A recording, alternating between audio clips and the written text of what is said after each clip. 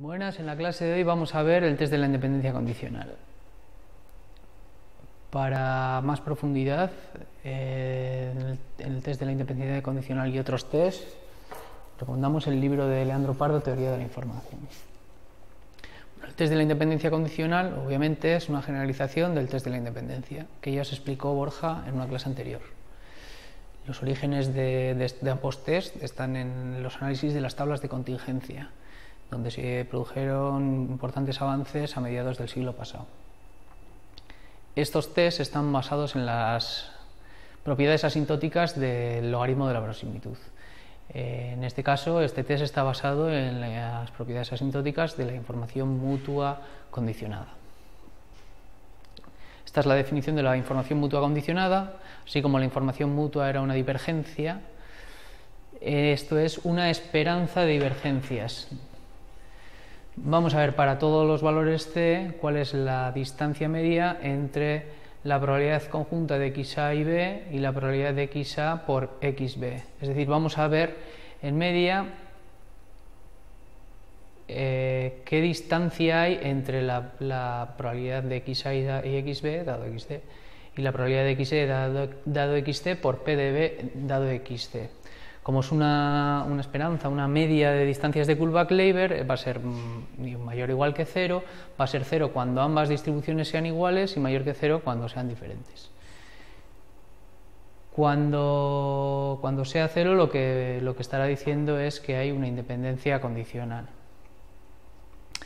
De manera que esta cantidad, la información mutua condicionada, lo que determina es cuánto se parecen ambas distribuciones o cuánto se diferencian y cuantifica la fuerza de la dependencia de A y B dado C.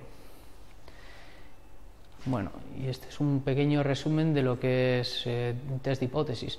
En un test de hipótesis necesitamos establecer una hipótesis nula, necesitamos un estadístico que nos va a servir para rechazar o no esa hipótesis nula. El estadístico es una función del conjunto de datos que tenemos y se puede ver como una variable aleatoria que posee una densidad.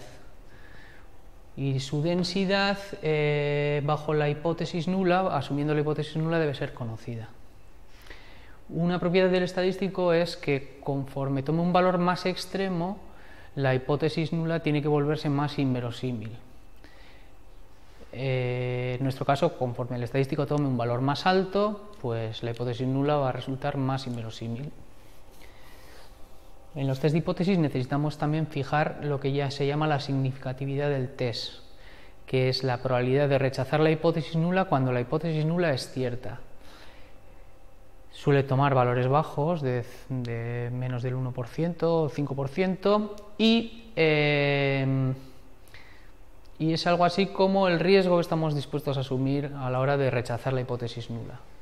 El p-valor asociado al estadístico que obtenemos de los datos es la probabilidad de observar un valor más extremo que ese estadístico bajo la hipótesis nula.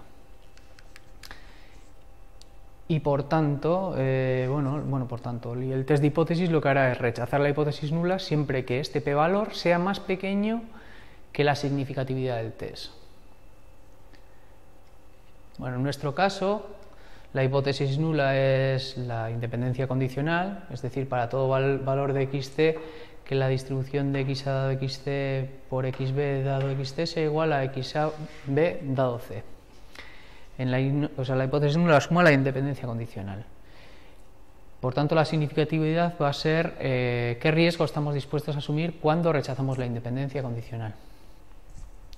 Nuestro estadístico va a ser 2 veces el tamaño de la muestra por la información mutua condicionada, que hemos dicho que mide la fuerza de la dependencia de A y B dado C. Para tomar valores más altos, conforme más dependientes sean XA y XB dado XC. Conforme más dependientes sean en los datos, claro, en la probabilidad empírica. Y sabemos que este estadístico sigue una chi cuadrado con R grados de libertad.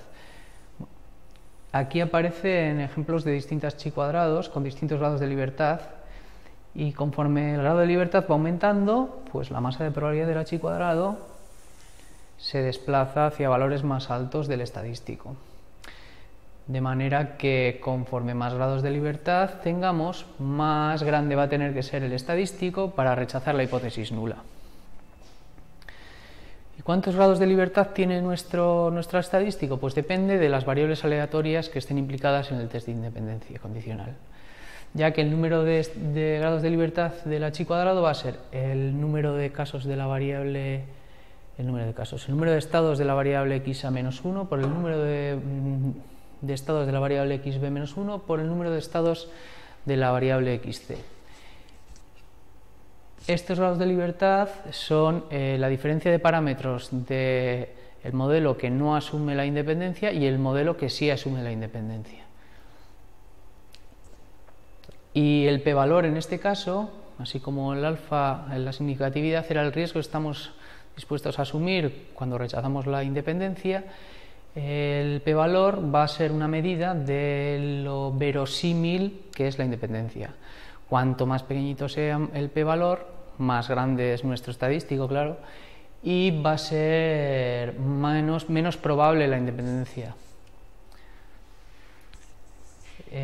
Tal y como hemos visto antes, el estadístico aumenta linealmente con la información mutua y con el tamaño de las muestras, o sea, cuantas más muestras tengamos para una misma información mutua, más grande va a ser nuestro estadístico, más fácil va a ser que rechacemos la hipótesis nula y viceversa. Fijada la n, el tamaño de la muestra, conforme más grande sea la información mutua, pues también más fácil será rechazar la hipótesis nula.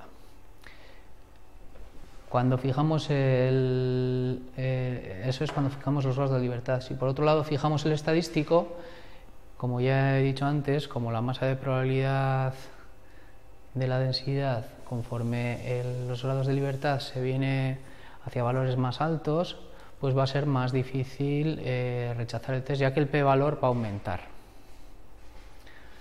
Entonces, ¿cuál va a ser nuestro procedimiento para hacer el test de independencia condicional?